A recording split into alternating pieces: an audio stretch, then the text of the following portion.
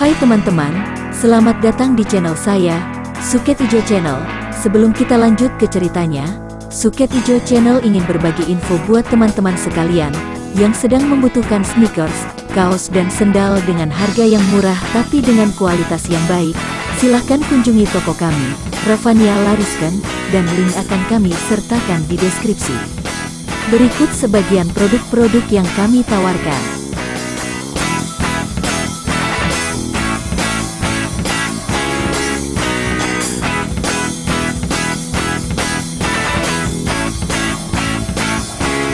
Oke, kalau gitu mari kita lanjut ke ceritanya lagi. Suling Emas, serial Bukek Xiansu, bagian ke-21. Sebetulnya dengan mudah Ban Pilo Chia akan dapat mengalahkan Lucian.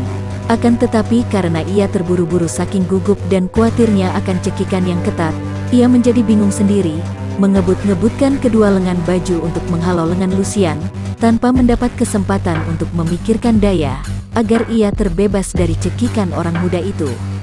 Kam Siek mengerahkan seluruh tenaganya.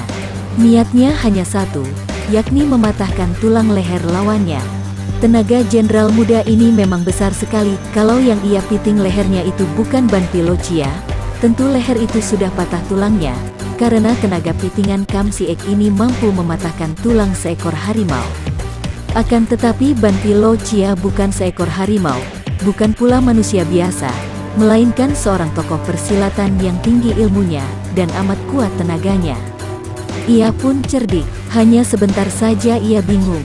Segera ia mengerti bahwa kalau ia gugup, akan celakalah dia. Maka kini cambuknya kembali melecut-lecut dan mengeluarkan bunyi seperti petir menyambar, membentuk lingkaran-lingkaran, dan di lain saat ujung cambuknya telah melibat pedang Lucian dan merampas pedang itu. Kemudian ujung cambuk yang melibat pedang itu menyambar pula, sehingga pedang itu seakan-akan dimainkan tangan menikam ke arah Lucian.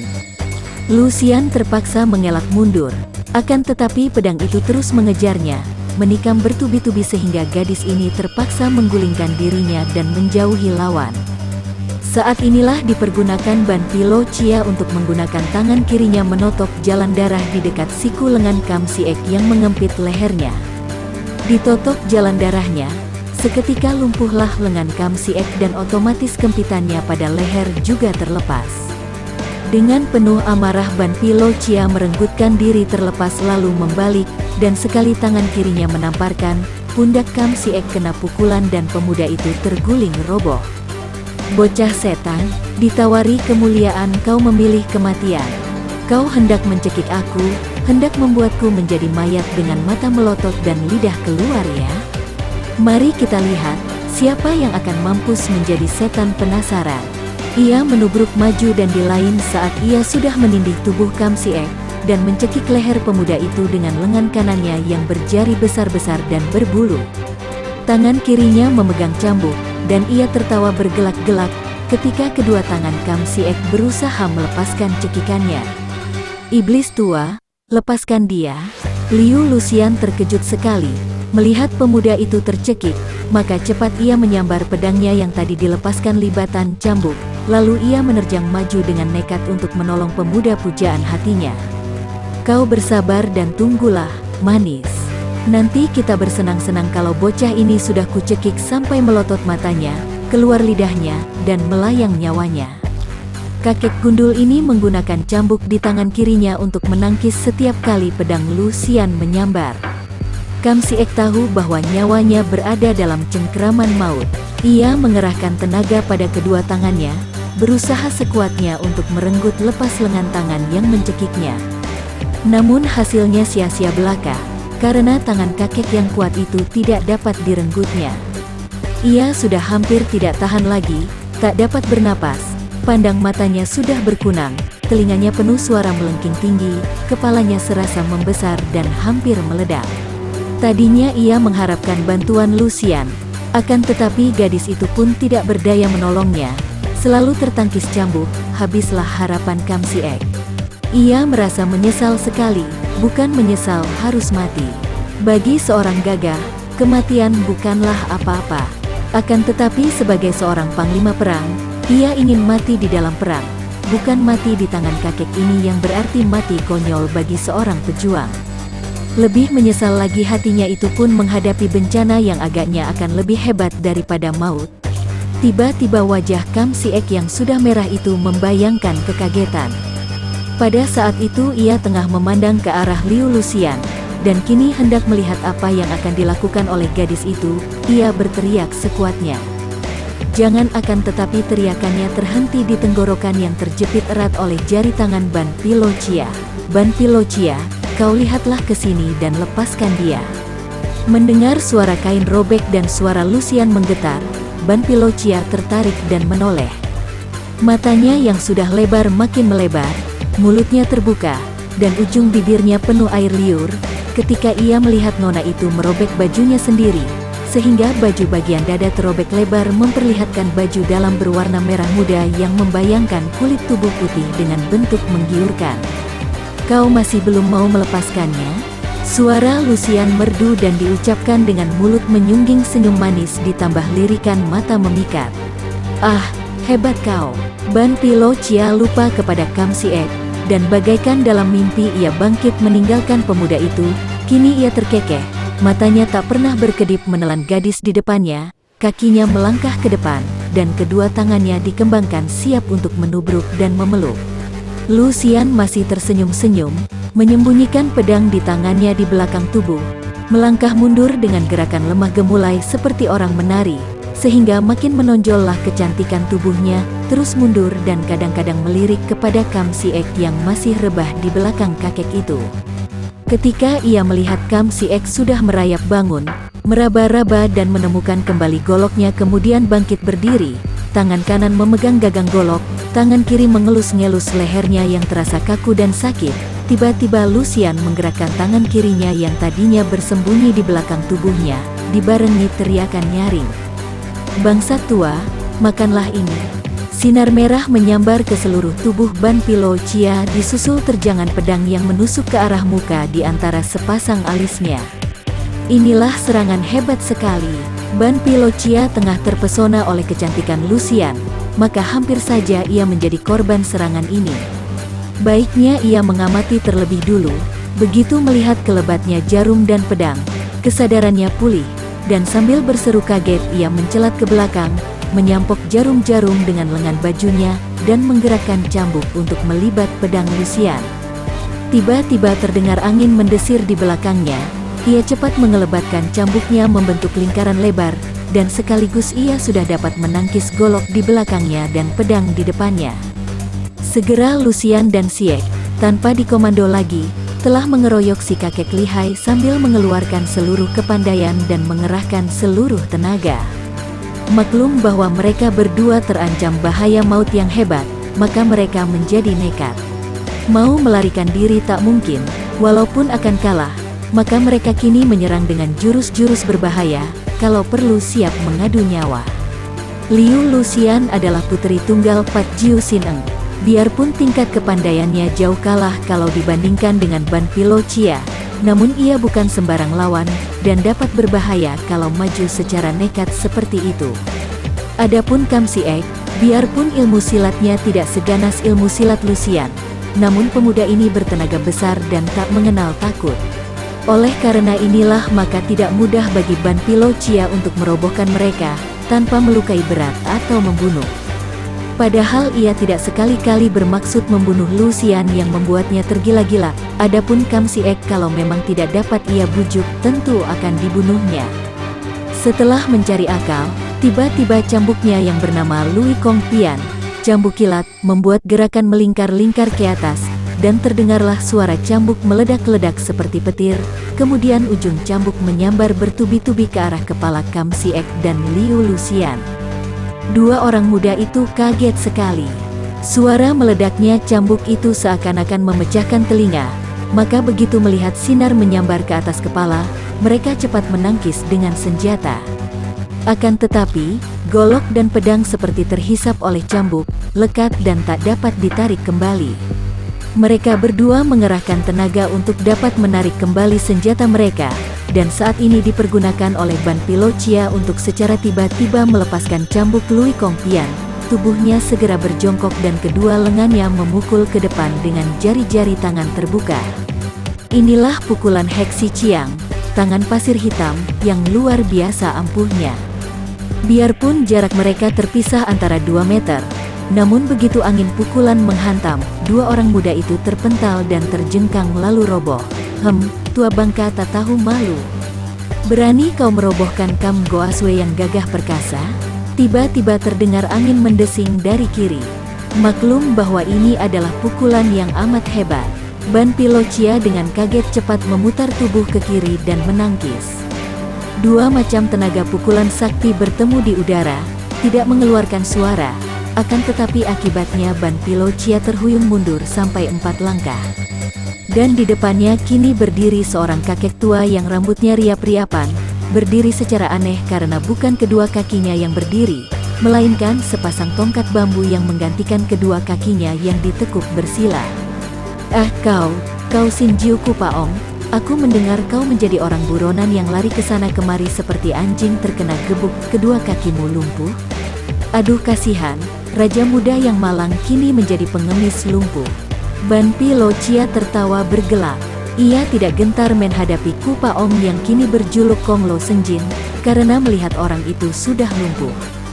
Ia maklum bahwa kakek bekas raja muda ini terkenal sekali dengan sepasang tangannya sehingga dijuluki Sinjiu, kepala sakti, akan tetapi, andai kata kakek itu belum lumpuh sekalipun, ia tidak takut, apalagi sudah lumpuh. Segera ia memegang cambuk kilatnya erat-erat siap untuk menggempur. Konglong Senjin tidak menjadi marah mendengar makian ini. Ban Pilocia, kau tikus hitam yang busuk. Mana aku ada waktu melayani segala tikus yang tiada harganya? Akan tetapi jangan kau mencoba mengganggu Kam Goaswe. Dia seorang patriot kerajaan Tang, dan aku akan membelanya sampai mati. Ban Pilocia cukup maklum, bahwa menghadapi kakek lumpuh ini, biarpun ia tidak akan kalah, namun ia merasa sangsi apakah ia akan dapat merobohkannya cepat-cepat, apalagi kalau dua orang muda itu nanti membantu si kakek lumpuh. Ia memang cerdik, perlu apa meributkan Kam Siek. Terang bahwa jenderal muda itu tidak akan suka membantu Hitan. Andai kata ia paksa bawa ke Hitan, akhirnya tentu akan nekat tidak mau membantu. Tadi pun sudah tampak jelas kekerasan hati pemuda ini. Membunuhnya pun kalau resikonya harus dikeroyok, tidak menguntungkan. Kerajaan di selatan tidaklah berbahaya lagi, mereka saling gempur, saling berebutan kekuasaan. Apa perlunya takut akan barisan yang dipimpin Kam Siek? Ia lalu tertawa menyeringai. Kakek lumpuh, Raja Jembel, siapa butuh dia? Kau bawalah jenderalmu itu, yang kubutuhkan adalah si bidadari. Ia menoleh dan memandang kepada Liu Luxian dengan mata melotot dan mulut terbuka lebar. Pada saat itu, Liu Luxian yang sudah sadar lebih dulu, telah lari kepada Kam Siek. Pemuda itu masih pingsan, akan tetapi setelah Luxian mengurut dada dan menotok 3 jalan darah terpenting, pemuda itu pun siuman dari pingsannya. Untung bahwa mereka tadi terkena pukulan secara langsung, hanya terpukul oleh anginnya saja, yang membuat mereka pingsan. Kalau tersentuh tangan Ban Pilocia, dengan pukulannya Heksi Chiang tentu sukar ditolong nyawa mereka. Mendengar ucapan dua orang kakek sakti itu, Liu Luxian terkejut bukan main. Menghadapi seorang kakek saja sudah repot, apalagi kalau mereka berdua itu maju bersama, seorang menculik Kam Siek dan yang seorang pula menculik dia. Ia tertawa cekikikan sambil menutup mulutnya, dan matanya memandang ke arah Konglo Senjin. Dua orang kakek itu terheran, dan Luxian segera meloncat berdiri, menudingkan telunjuknya ke arah Konglo Senjin sambil berkata, "Ayahku Pat Jiu Sinong pernah bilang bahwa Sinjiu Kupaong adalah seorang patriot yang gagah perkasa, dan seorang di antara tokoh-tokoh besar di dunia persilatan, tidak takut akan setan dan iblis, sehingga ayahku kagum sekali. Akan tetapi setelah aku menyaksikan sendiri," Liu Luxian tidak melanjutkan kata-katanya, melainkan tertawa lagi terkekeh. Konglo Senjin mengerutkan keningnya, hatinya serasa dibakar dan ia membentak, "Budak rendah. Biarpun kau puteri Pat Jiu Sinong, aku takut apa? Mengapa kau mentertawakan aku? Apanya yang tidak cocok? Kau ternyata seorang yang licik, beraninya hanya membunuhi para pengungsi. Orang-orang yang tidak bersalah, masih bangsa sendiri pula, karena mereka itu tidak kuat melawanmu, kau bunuhi seperti orang membunuh lalat saja. Akan tetapi, sekali ini kau menghadapi seorang hitan, musuh lama kerajaan Tang. Karena kau tahu bahwa Ban Pilocia orangnya lihai bukan main, kau lalu mengkeret nyalimu, nyali tikus yang beraninya hanya kepada si lemah. Hitan ini hampir membunuh Jenderal Kam, kau mengalah dan ketakutan. Cih, mana itu darah pahlawan? Sin Jiu Kupaong yang sekarang bernama Kong Lo Senjin adalah seorang bekas raja muda yang selalu dihormati orang. Selama hidupnya baru sekarang ia mendengar olok-olok macam itu terhadap dirinya, maka mukanya segera menjadi merah, dan ia mencak-mencak seperti orang kebakaran jenggot. Matanya bernyala jalang, ketika ia menghadapi Ban Pilocia yang hanya menyeringai penuh ejekan. Ban Pilocia, bersiaplah kau. Biar aku melawanmu agar jangan ada siluman cilik mengira Kong Lo Senjin takut menghadapi seekor monyet hitam. Ban Pilocia tentu saja maklum akan kelicikan Liu Luxian yang menggunakan siasat mengadu domba. Akan tetapi, ia pun terkenal sebagai tokoh Kang Ou tingkat tinggi. Mana bisa ia mengalah terhadap seorang kakek yang sudah lumpuh? Ia harus memperlihatkan kelihayannya. Setelah merobohkan kakek lumpuh ini, apa sukarnya menangkap si gadis liar dan membunuh Kam Siek? Raja muda bangkrut, kau lihat Lui Kong Pian mengambil nyawamu. Bentakan ini disusul suara keras sekali, ketika cambuknya melayang ke atas dan melecut-lecut sambil mengeluarkan bunyi seperti halilintar. Kau benar, Ban Pilocia. Hajar saja kakek lumpuh itu, mana dia kuat melawanmu? Liu Luxian berseru sambil bertepuk tangan. Besar hati Ban Pilocia mendengar gadis itu memihak kepadanya, maka ia makin hebat memutar cambuknya dan menyerang. Di lain pihak, Kong Lo Senjin yang berwatak angkuh dan tinggi, merasa marah sekali, dan ia tidak akan berhenti, tidak akan mau sudah, sebelum ia berhasil mengalahkan Ban Pilocia. Memang cerdik Liu Luxian. Ia memakai taktik memanaskan kedua pihak. Sebentar ia memihak Ban Pilocia, sebentar ia memihak kakek lumpuh, sehingga pertandingan di antara kedua orang sakti itu makin menghebat. Sementara itu, seperti menjadi harapan Luxian, pertandingan makin lama makin hebat, dan mati-matian, sedangkan cuaca menjadi makin gelap, malam pun tiba. Dengan hati-hati Luxian mengumpulkan pedang dan golok Kam Siek, memberi isyarat supaya pemuda itu tidak banyak bergerak atau bicara. Kemudian di dalam gelap, ia memegang tangan pemuda itu, menyerahkan goloknya, dan mengajaknya pergi dari situ dengan perlahan-lahan dan sedikit-sedikit. Sementara itu, dua orang kakek yang sudah dibakar perasaannya oleh Luxian, telah bertanding dengan hebatnya. Mula-mula Ban Pilocia menggunakan tangan kosong, karena ia memandang rendah kepada lawannya yang sudah lumpuh. Namun tahu bahwa lawannya ini tentu memiliki sinkang yang kuat, maka dalam serangannya, ia mengerahkan tenaga dan menggunakan Heksi Ciang yang ia andalkan. Agaknya Ban Pilocia, seperti biasa menjadi watak tokoh besar yang terlalu percaya kepandaian sendiri, memang sengaja hendak menguji sampai di mana hebatnya si kepalan sakti. Pukulannya Heksi Ciang yang tadi anginnya saja sudah mampu merobohkan Luxian dan Siek, kini menghantam ke arah Kong Lo Senjin. Hebat memang pukulan Heksi Ciang dari kakek gundul ini. Tentu dilatih belasan tahun lamanya, dengan latihan mencacah, dan memukul pasir besi panas yang tercampur racun kelabang, direndam arak tua, maka kini pukulan yang dilancarkan dengan pengaruh tenaga sinkang, hebatnya luar biasa sehingga tidak aneh kalau orang-orang muda perkasa seperti Luxian dan Siek tadi roboh hanya oleh anginnya saja. Namun sekali ini perhitungan Ban Pilocia meleset. Kong Lo Senjin tidak percuma dijuluki Sin Jiu atau kepalan sakti. Ia memang seorang ahli silat tangan kosong, maka tentu saja ia hafal akan segala macam pukulan berbisa seperti Heksi Ciang atau Angsi Jiu, maupun Pekle Jiu, malah sudah tahu pula bagaimana harus menghadapi pukulan-pukulan ini. Kini melihat Ban Pilocia yang didahului oleh sinar hitam, ia tertawa bergelak, lalu memapaki pukulan itu dengan telapak tangan kanannya, setelah memindahkan tongkat kanan ke tangan kiri. Ban Pilocia girang melihat ini.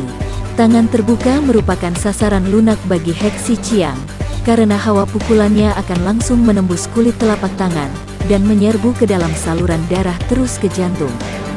Maka ia mengerahkan tenaganya dan memukul telapak tangan itu. Ban Pilo Chia kaget setengah mati karena kepalan tangannya bertemu dengan benda yang lemas lunak seperti kapas, dan mendadak ia merasa betapa tenaga pukulannya seperti amblas tanpa dasar, tidak menemui sesuatu. Selagi ia hendak menarik tangannya, tiba-tiba tenaga pukulannya membalik dan menyerang dirinya sendiri melalui kepalan tangannya. Celaka! Ia berseru kaget dan cepat lengan kirinya menamparkan tangan kanannya sendiri, sehingga tenaga yang membalik itu tertangkis, dan ia segera melempar diri ke belakang sambil bergulingan. Kiranya kakek buntung itu sudah mempergunakan jurus dari Bian Kun, silat tangan kapas, yang dasarnya memainkan atau mencuri tenaga lawan. Kemudian dengan pengerahan tenaga sinkang, ia melontarkan kembali tenaga lawannya yang tadi tenggelam atau tersimpan. Marahlah Ban Pilo Chia. Tahu bahwa tak boleh ia main-main lagi dengan tangan kosong melawan kakek yang berjulukan Kepalan Sakti ini. Ia melolos Lui Kong Pian dan terus mengadakan serangan dahsyat. Cambuknya menyambar-nyambar dan meledak di atas kepala si kakek buntung. Diam-diam Kong Lo Senjin terkejut. Ia lebih mahir menggunakan tangan kosong, akan tetapi menghadapi cambuk yang demikian panas dan dahsyatnya, kalau dilawan dengan tangan kosong, tentu ia akan terdesak. Maka ia lalu melompat ke belakang dan mengangkat tongkat bambunya untuk menangkis.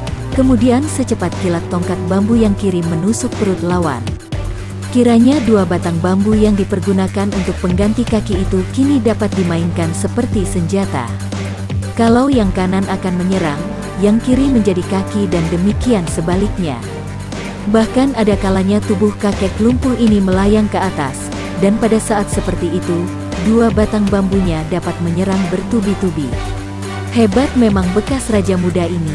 Tongkat-tongkat bambunya itu tidak saja dapat menyerang dengan pukulan dan hantaman, atau sodokan seperti dua batang toya panjang, malah ujungnya dapat ia pergunakan untuk menotok jalan darah. Karena bambu itu berlubang, maka ketika digerakkan oleh sepasang tangan yang sakti itu, mengeluarkan bunyi angin mengaum-ngaum seperti suara dua ekor harimau bertanding. Ramai bukan main pertandingan tingkat tinggi ini.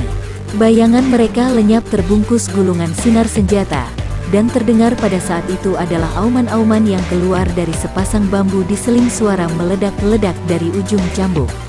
Keadaan yang seimbang ini, ketangguhan lawan membuat hati yang sudah menjadi gelap, tidak menduga lagi bahwa dua orang muda itu sudah lenyap dari situ. Setelah lewat 100 jurus, mendadak Kong Lo Senjin yang teringat kepada Lucian berseru, "Siluman betina, kau lihat baik-baik bagaimana aku merobohkan monyet hitam." Tiba-tiba gerakannya berubah.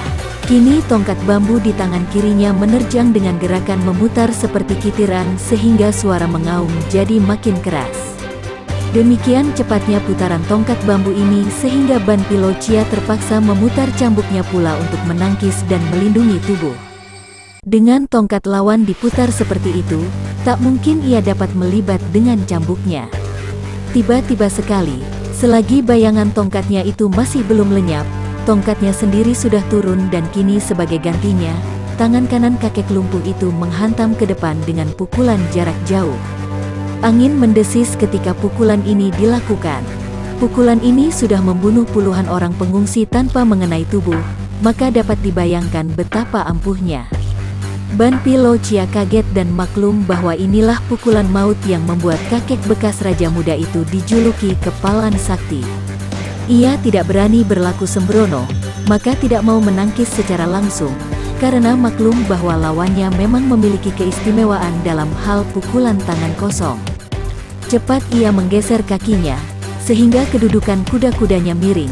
Kemudian dari samping, ia baru berani menangkis dengan Hek Si Chiang. Tentu saja menangkis dari samping tidak sama dengan menerima dari depan secara langsung. Betapapun juga, begitu lengannya bertemu dengan lengan kakek lumpuh, hampir saja Ban Pilo Chia terjengkang, maka cepat-cepat ia melompat ke belakang sambil tertawa bergelak. "Bidadari cantik manis, kau lihat, bukankah Ban Pilo Chia tidak dapat roboh oleh Xin Jiu? Sekarang kau lihat betapa aku membalasnya." Tiba-tiba Ban Pilo Chia berhenti berkata-kata, matanya liar mencari-cari di dalam gelap, dan tiba-tiba ia berseru, celaka, kita kena tipu gadis liar itu. Siapa butuh siluman itu? Biar dia mampus. Kong Lo Senjin memaki. Hayo kita lanjutkan pertandingan, tak usah banyak cerewet. Kembali ia menerjang maju dengan tongkat bambunya. Nanti dulu, Ban Pilo Chia mengelak. Lenyapnya gadis jelita yang tadinya ia anggap sebagai korban yang sudah berada di depan mulut, melenyapkan pula nafsunya bertempur. Kau tahu ia itu puteri Pat Jiu Sin Ong. Mengapa pula ia ikut-ikut memperebutkan Kam Goaswe kalau tidak diutus ayahnya? Apakah kau kira Nan Chao tidak mengilar pula memiliki panglima seperti Kam Goaswe? Kong Lo Senjin menyumpah-nyumpah. Kau betul, celaka, kita kejar dia. Dua orang itu lalu melesat pergi mengejar. Tiba-tiba keduanya seperti ada yang memberi aba-aba, meloncat ke atas pohon, dan memandang dari puncak pohon besar. Biarpun keadaan gelap, namun sinar bintang-bintang di langit cukup untuk menerangi sebagian besar permukaan bumi, dan pandangan tajam kedua orang kakek ini segera melihat berkelebatnya bayangan dua orang muda itu yang belum lari jauh. Manisku, kau hendak lari kemanakah? Mereka berdua meloncat turun lagi dan segera mengejar ke arah dua bayangan tadi. Bukan main kagetnya hati Lucian. Tadinya ia sudah merasa girang, karena berhasil lari pergi dari tempat pertempuran, selagi dua orang kakek sakti itu berkutetan mencari menang. Tanpa disengaja, mereka lari sambil berpegang tangan. Agaknya Kam Siek masih belum pulih betul oleh bekas pukulan Hek Seciang, maka ia menurut saja digandeng dan ditarik oleh gadis itu. Celaka, bisik Lucian, si monyet gundul mengejar kita. Kita bersembunyi di balik batang pohon besar, biarkan ia lewat, lalu tiba-tiba kita berdua menyerang dari kanan kiri. Bukankah itu akan berhasil? Kam Siek memberi usul. Siasat seperti ini adalah siasat perang, akan tetapi agaknya takkan berhasil banyak kalau dipergunakan sebagai siasat pertandingan perorangan. Dalam perang mungkin siasat ini dapat dipergunakan melawan musuh yang lebih banyak. Percuma, kepandaiannya beberapa kali lipat lebih tinggi daripada kita, akal itu takkan berhasil. Lebih baik bersembunyi, tapi jangan sampai dapat dicari. Tiba-tiba terdengar teriakan keras dari arah belakang, Kam Goasewe, jangan takut aku menolongmu. Gemetar suara Lucian mendengar ini. Wah, benar-benar celaka. Kusangka Ban Pilo Chia menang dan mengejar. Kiranya kedua-duanya iblis tua itu yang mengejar kita. Mengapa takut? Kalau memang tidak ada jalan keluar, kita lawan mati-matian. Aku tidak takut mati. Bagi teman-teman yang menyukai video ini, silahkan subscribe, share, and like. Jangan lupa nyalakan bunyi loncengnya untuk mendapatkan video-video terbaru dari kami, agar kami terus bersemangat dalam membuat video-video yang menarik. Mohon maaf kalau masih banyak kesalahan di sana-sini. Semoga kedepannya kami bisa lebih baik lagi. Terima kasih.